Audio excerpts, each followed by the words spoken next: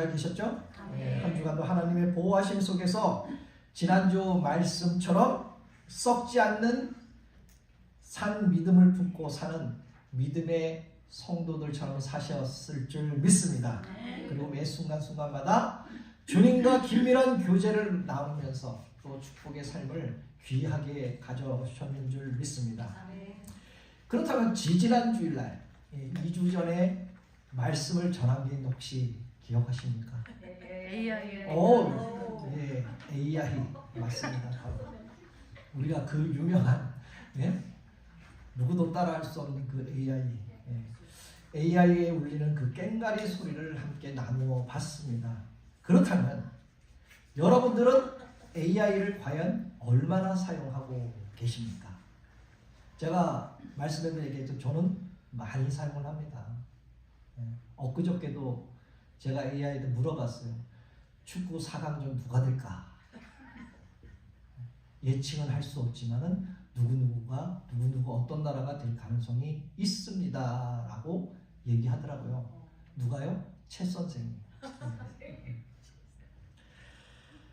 저는 지난 그 독립기념일 날 아빌라 비치에 다녀왔습니다.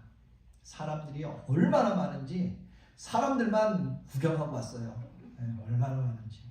그래서 출발하면서 아침 6시 한 30분에 출발하면서 AI를 사용하기 시작했습니다. 어떤 거요? 차량에 있는 오토파일럿, 자동 주행인가요? 자율주행. 예, 이제 딱 누르게 되면 목적지를 누르면 자기가 알아서 좌회전, 우회전 뭐 다 알아서 해주는 그러한 운전을 하고 갔습니다.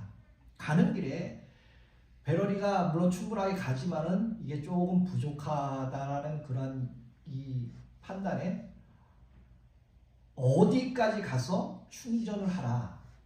또 몇 프로를 충전을 해야 너가 이만큼 사용할 수 있다라는 그 퍼센티지까지 정확하게 알려줍니다. 그리고 그리고 이제 열심히 이제 뭐 여행을 즐겼겠죠. 그리고 돌아오는 길에 너무 피곤해서 AI를 더 사용하게 되는데 저는 더 놀랐습니다. 왜요? 자동 운전을 하니까 이게 좀 하다 보니까 피곤하잖아요. 라고 잠깐 이게 졸아요. 깜빡깜빡.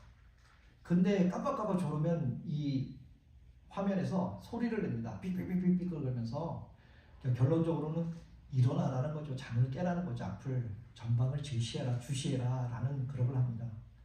신호를 주고 또 차선까지 이렇게 변경을 해줍니다. 안전하게. 아주 편리하게 사용하며 갔다 왔습니다. 여러분 이렇게 참 편리한 세상을 우리가 지금 살아가고 있다는 것이죠. 그러나 인간이 편리하기 위해 AI를 만들었지만 그 편리함에 중독되는 순간 어떻습니까? 인간은 바로 나는 그 AI의 노예가 될 수밖에 없다는 것이죠. 의지할 수밖에 없습니다. 그렇다면 이 AI 시대에 중독되지 않고 믿음의 본질을 어떻게 지켜나갈 수 있는가? 과연 이 땅에 교회의 존재가 과연 어떤 존재인가? 진짜 이유가 과연 무엇인가? 다시 말해서 교회의 본질은 무엇인가라는 것입니다. 예수님께서 주님의 몸된 교회를 세우셨다면 오늘날 우리 교회의 모습은 과연 어떠해야 할까? 예수님의 이 땅에 오신 목적도요, 바로 영혼 구원이었잖아요. 교회에 맡긴 절대적인 사명도 바로 영혼 구원이었습니다. 그러나 안타깝게도 시간이 흐르면 흐를수록 어떻습니까? 교회는 이 본질적인 것을 잃어버리기 시작하고 있습니다. 500년 전 그 루터 당시의 로마 교회는요, 영혼 구원과 상관없이, 그 사랑과 상관없이 오직 자신들의 배만 배불리기만, 채우기만은 급급했다는 것이죠. 심지어는 어떻습니까? 죄를 사해준다. 너의 죄를 사해주노라 라는 이 면죄부까지 생겨서 사고 팔고 왔습니다. 이거를 사게 되면 내 죄가 사해지는 거예요. 없는 거예요, 내 죄가. 이거 없는 사람은 어떻습니까? 죄인이 될 수밖에 없잖아요.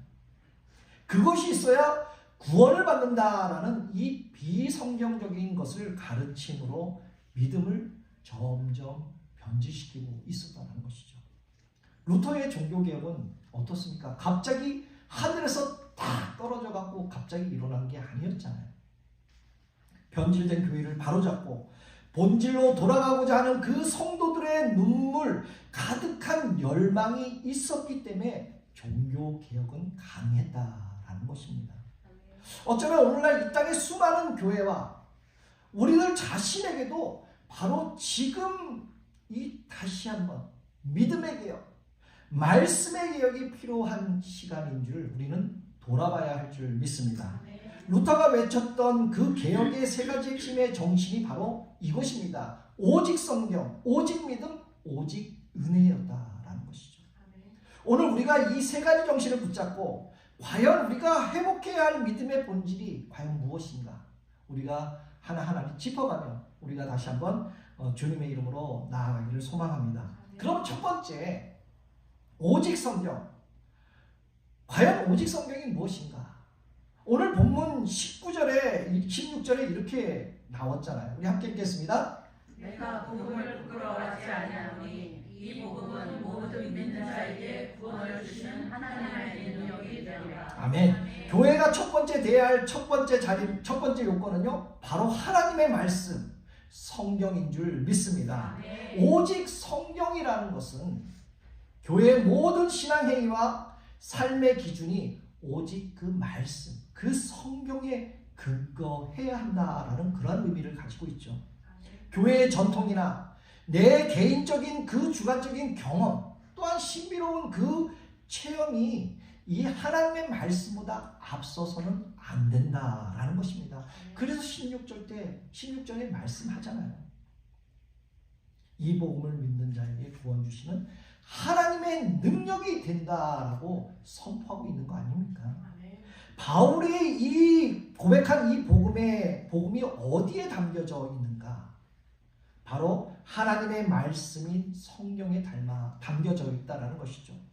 이 성경 말씀만이 인간의 구원하는 유일한 하나님의 능력인 줄 믿습니다.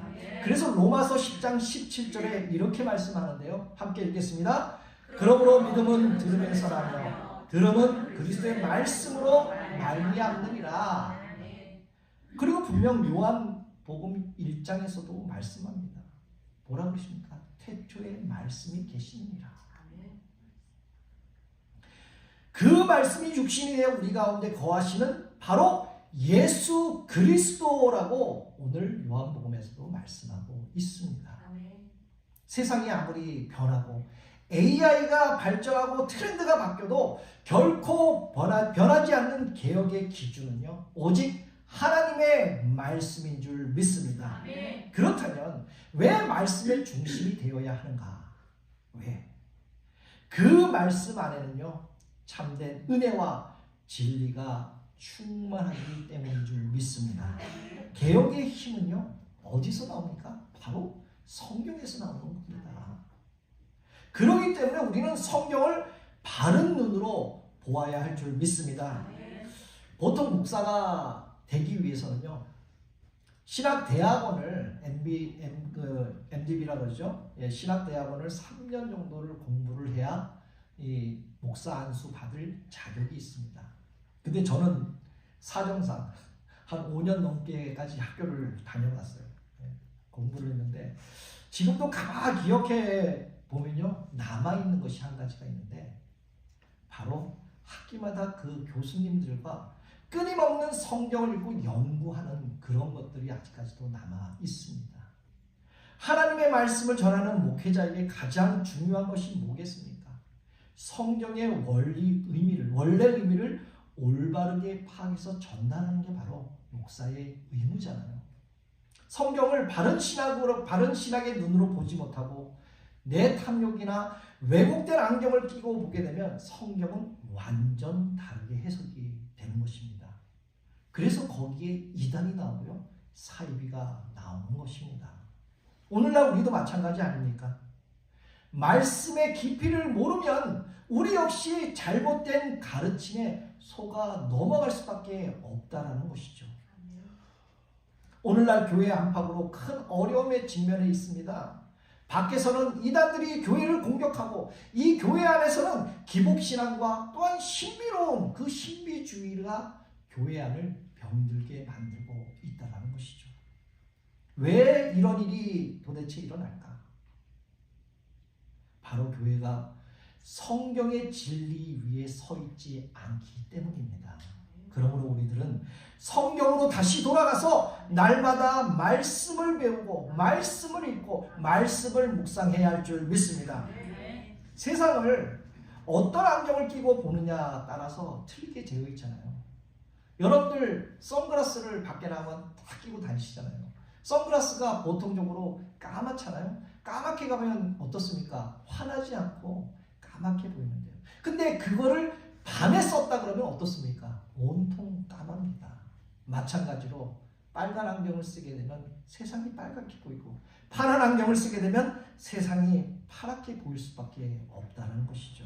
그러나 성경의 그 안경을 끼고 본다 그러면 바로 세상을 본다 그러면 바로 하나님의 마음이 보이게 될 줄 믿습니다. 이것이 진짜 성령님의 역사인 줄 믿습니다. 바로 여러분들이 주님의 눈으로 세상을 바라봐서 상하고 연약한 영혼들이 여러분 눈에 보이시기를 다시 한번 주님의 이름으로 축복합니다. 그렇다면 주님의 눈, 과연 내 눈에는 어떠한 것이 보이고 있는가? 정말 상하고 지치고 연약한 영혼들이 내 눈에 보이고 있는가? 나는 내 신앙의 유일한 기준으로 오직 성경을 삼고 있으며 매일 말씀의 거울 앞에 혹시 나를 매 시간마다 보고 있진 않은가? 세상의 유혹과 가치관 앞에서도 이 복음의 능력을 온전히 신뢰하면서 정말 하나님의 말씀을 부끄러워하지 않고 정말 세상에서 당당히 살아내고 있는가? 우리 눈에는 과연 무엇이 보입니까? 우리는 한번 되돌아봐야 한다는 것이죠. 사랑하는 성도 여러분, 오직 성경, 이 생명의 말씀만을 우리 신앙과 삶의 유일한 기준으로 삼고 정말 흔들림 없이 한 걸음 한 걸음 전진해 나가시기를 주님의 이름으로 축복합니다. 세상의 트렌드나 사람의 소리가 아닌 오직 하나님의 말씀 위에 우리 소망 장로교회와 또한 여러분들의 가정을 굳건히 세워나가는 복된 성도님들 되시기를 다시 한번 주님의 이름으로 축복합니다. 두 번째는 뭘까요? 오직 믿음으로 회복하는 것입니다. 사도 바울은 오늘 본문 17절 전반부에 이렇게 말씀하고 있습니다. 복음에는 하나님의 의가 나타나서 믿음에 이르게 한다라고 말씀합니다. 우리가 하나님 앞에 의롭게 서고 구원받는 유일한 통로는요, 우리 인간의 내 행위가 아니라 오직 복음에 나타나는 하나님의 의를 붙잡는 믿음뿐이라고 오늘 말씀에서 선포하고 있는 것입니다. 그래서 루터가 가장 주장하고 있는 것이죠. 오직 믿음에 근거하는 말씀이 로마서 3장 23절에 이렇게 말씀하고 있습니다. 함께 읽겠습니다. 그러므로 사람의 의롭다 하심을 얻은 것은 율법의 행위에 있지 않고 믿음으로 되는 줄 우리가 인정하노라. 아멘. 중세교회가 타락한 이유는 삐뚤어진 하나님의 말씀을 만들어 놓고 내 자신의 탐욕과 야망을 위해서 하나님을 거침없이 이용하고 있기 때문입니다. 내가 하나님을 위해 존재하는 것이 아니라 내 유익을 위해서 하나님을 가져와서 내 맞춤형으로 만들어 버렸기 때문에 이렇게 부패했다라는 것이죠. 여러분 월드컵들 다 보고 계시죠? 네. 안 봐요. 월드컵을 다 보셨으면 알겠지만은 이제 어저께부로 4강이 결정났어요. 4강이 어느 나라가 된지 아세요? 프랑스와 스페인이 4강에 올라갔고요. 잉글랜드와 아르헨티나가 올라갔습니다. 이제 다음 주 내일 모레 화요일부터 이제 4강이 시작이 돼서 다음 주 주일날 12시에 월드컵 결승을 합니다. 저와 제 아내는 달력에 경기 스케줄을 적으면서 전 경기를 시청했습니다. 오늘은 이 나라가 해, 내일은 저 나라가 해. 아, 오늘 몇 시에 할까? 내일. 그게 은근히 또 기다려지더라고요. 하다 보니까 한국이 안타깝게도 32강에 들어가지 못했지만 못했잖아요. 왜요? 본질을 무시하니까. 온 국민들이 분노하며 그런 일까지 벌여졌습니다. 어디 그뿐일까? 미국 대표팀도 마찬가지예요. 16강에 올라갔지만 결국 어땠습니까? 벨기에한테 4대1로 대패하고 말았습니다. 이미 뉴스를 통해 다 알고 계시겠지만 엄청난 논란이 있었잖아요. 우리가 상상하지도 못한 전에 없었던 일이 이번에 일어났잖아요. 바로 트럼프가 피파 회장에게 전화를 걸어갖고 지난 경기에 레드카드를 받고 퇴장한 그 발로건 선수를 참석하게 해달라, 출전하게 해달라라고 합니다. 징계를 취소해달라고 요청한 거죠. 어쩌면 제 생각인데요. 협박 아닌 협박을 가했을 수도 있을 것입니다. 결국 피파는 규정에도 없는 1년 집행유예라는 그런 말도 안 되는 결정으로 미국 팀에 있는 스트라이커, 바로 발로건을 벨기전에 출전을 시켰습니다. 저도 예전에 경기 선수로 경기를 여러 번 많이 치러봤지만 경기 중에 인간이 사람들이 심판을 보잖아요. 심판을 보기 때문에 안 보이는 것도 있고 보이는 것도 있습니다. 때로는 뇌물을 받아갖고 오판을 잘못된 그 판정을 내리는 경우도 솔솔치 않게 있습니다. 그래서 선수들은 어떨 땐 억울하죠. 그래서 저희 때 이런 말이 있었어요. 이기려면 완판하게 이기라, 쌈박하게 이기라, 완전 그러니까 KO 시켜라 라고 할 정도로 그러한 오판들이 참 많았습니다. 그러나 이번 문제는 좀 다르잖아요. 전 세계가 지켜보는 그 월드컵이라는 그 신성한 무대에서 권력과 압박과 또한 협박이 통하게 되었잖아요. 어떤 선수 한 명은요, 아마 잉글랜드 선수라고 제가 알고 있는데 그 선수는 레드카드를 받는데 한 경기를 못 뛰는 게 아니라 2경기를 출전을 못해요. 2경기를. 근데 물론 그 퇴장을 시키는데 거기에 대한 강도가 있겠죠. 뭐 잘하거나 못하거나 심하게 했거나 아니면 방해를 했거나 그런 강도가 있기 때문에 퇴장을 시키는 거 아닙니까? 상식적으로 생각을 한다 그러면 미국 선수가 퇴장을 당했잖아요. 근데 이 퇴장이 정당화가 되었지 않습니까? 그렇다면 어떻게 돼야 돼요? 다른 나라의 사람들도 퇴장한 선수들에게도 동일한 적용을 해줘야 된다는 것이죠. 그게 공평한 거 아닙니까? 어떤 분이 그러더라고요. 트럼프가 하면 불가능이 없다. 트럼프가 손을 대면 스포츠마다 스포츠 정신을 망쳐놓는다며 트럼프 저주가 시작된 월드컵이라고 그렇게도 얘기하더라고요. 사진이 미리 올라와서 좀 그렇지만은 페이스북에 이러한 재미나는 이러한 사진도 있어요. 미국이 졌잖아요. 졌으니까 이 피파 회장에게 저렇게 얘기를 하는 거예요. 여러분, 제가 이 진짜 얘기하고 싶은 것은요, 정치적인 호불호가 아닙니다. 누가 잘하고 누가 못하고 그런 거가 아니라 바로 신성한 스포츠 무대에 조차마자 거기에서 본질을 잃어버렸다라는 것을 제가 말씀드리고 싶습니다. 스포츠의 그 본질은요, 지위를 막론하고 모두가 동일한 규칙 아래서 공정하게 경기를 치르는, 공정하게 경제하는 그 페어플레이가 있어야 되지 않습니까? 그런데 권력자 전화 한 통에 규칙이 바뀌고 룰이 바뀌어졌다는 것이죠. 본질을 잃고 세상의 힘과 타협하는 순간 월드컵이라는 최고의 무대조차 신뢰를 잃고 미국은 대패라는 비참한 결과를 만들고 말았다는 것이죠.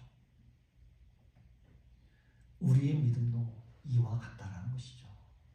믿음이 변질되는 순간 교회의 본래 기능인 영혼 구원과 사랑 실천을 잃어버리면 바로 이와 같다라는 것입니다. 마치 음식이 오래된 것을 우리가 먹게 되면 어떻습니까? 그 안에서 병이 되어서 결국 독이 되어서 죽음을 맞이할 수 있지 않습니까?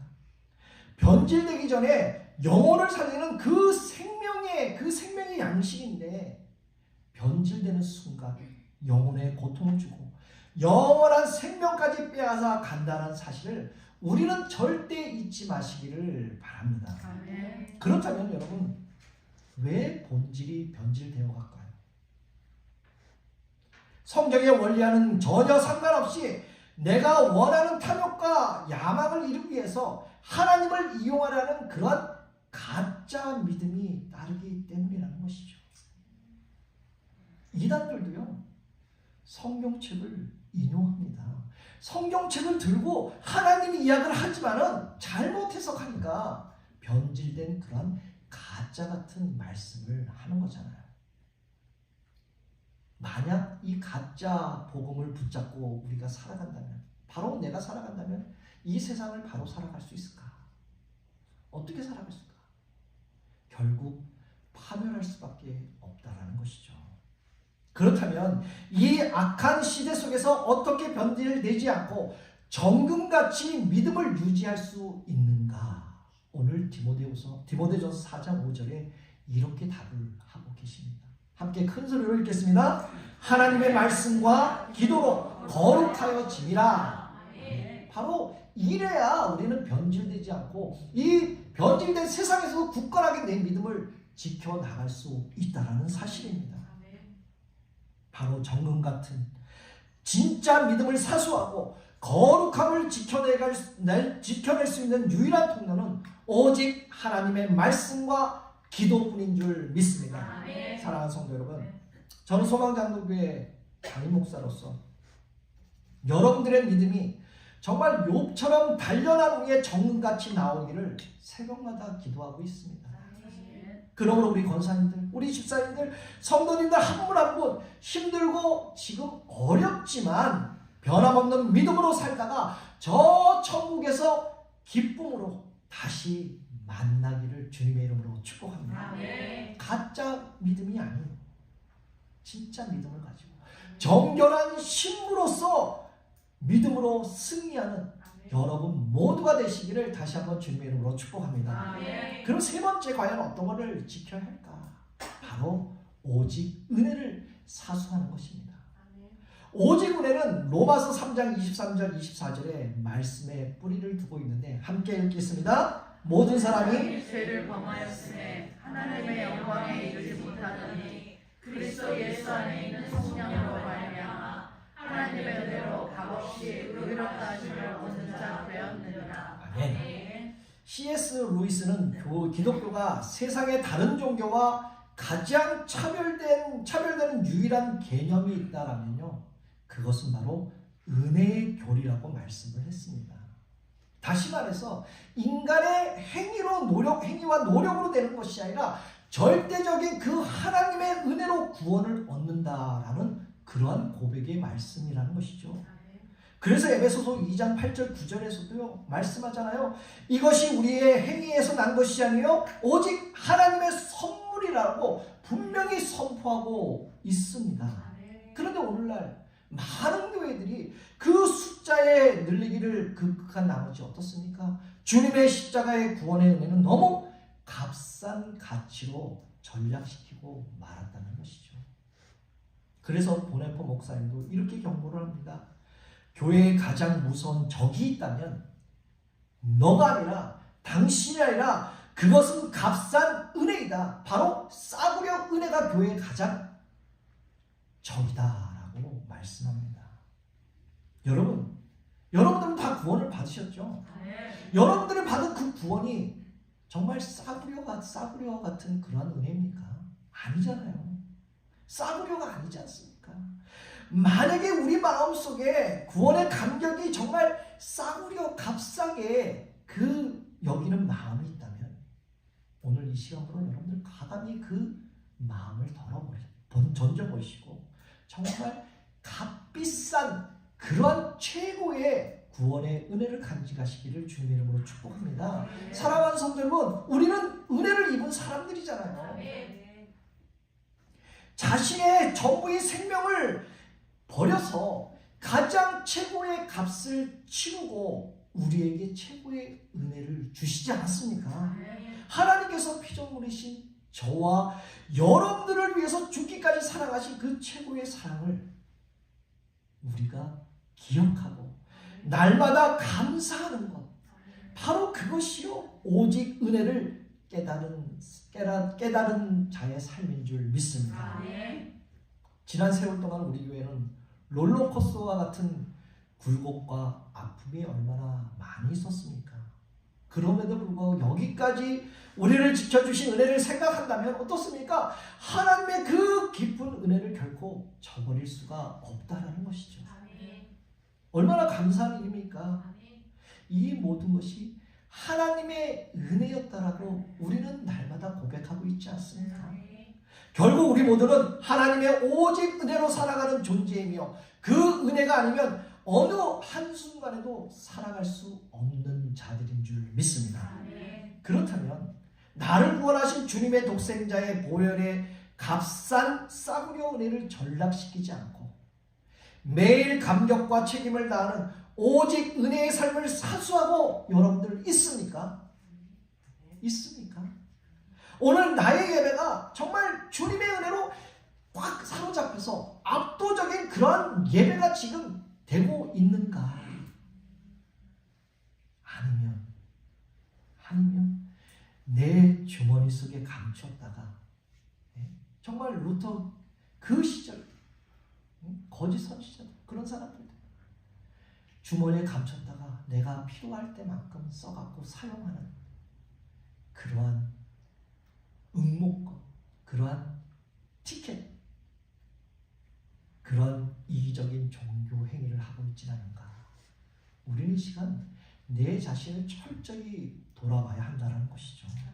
사랑하는 성도 여러분, 종교 개혁을 통해서 변질된 교회가 정말 아름다운 그 개신교로 되었듯이 청교들의 믿음을 지키기 위해서 미국 땅으로 와서 복음으로 나라와 교회를 세웠듯이 세계적인 그 복음의 통로가 되었듯이 하나님께서 우리 소망장로교회를 가장 순결하고 최고의 신앙을 가진 교회로 새롭게 빚어주실 줄을 믿습니다. 그러므로 오늘 우리가 이어봐야 할 개혁의 정신은요, 바로 구원의 은혜에 감격하여 드리는 참된 예배의 회복인 줄 믿습니다. 그러나 그 구원의 은혜에 감격하지 않고 그저 형식적인 그러한 걸칠의 예배를 때우거나 기본적인 태도로 예배를 드린다면 아무리 많은 사람들이 모여서 웅장하게 예배를 드릴지라도 그 안에 중심에 빠진 거칠의 일뿐이라면 그것은 하나님의 집이 아니라 말씀합니다. 바로 상인의 소굴이고 강도의 소굴이라고 분명히 말씀하고 있다는 것이죠. 그러나 여러분, 참된 예배는요, 온 성도가 하나님의 은혜와 사랑에 압도되어서 온전한 찬양과 감사 그리고 선신의 증표로 예물을 드리는 것인 줄 믿습니다. 그리고 우리의 삶의 현장에서 하나님의 뜻대로 하나님의 말씀대로 우리 살아가는 게 바로 참된 예배자의 모습인 줄 믿습니다. 그렇게 될 때 어떻습니까? 바로 건강한 교회가 되고요. 바로 우리의 믿음이 변질되지 않는다라는 것이죠. 그렇게 될 때 바로 그곳에 하늘의 신령한 복과 은혜가 폭포수처럼 임하게 될 줄 믿습니다. 그러므로 오늘 우리 한번 이렇게 결단하면 어떨까요? 함께 우리 한번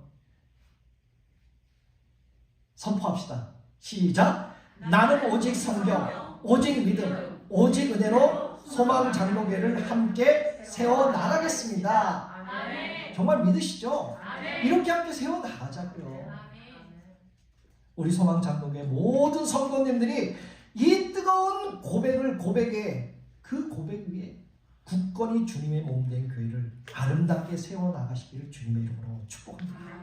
그리고 마지막 오늘 본문 17절 후반절에 하박국 선지자의 말을 인용해서 최종의 결론을 내립니다. 함께 읽겠습니다. 기록되리라 오직 의인은 믿음으로 말미암아 살리라 함과 같으니라. 아멘. 이게 바로 오늘 결론입니다.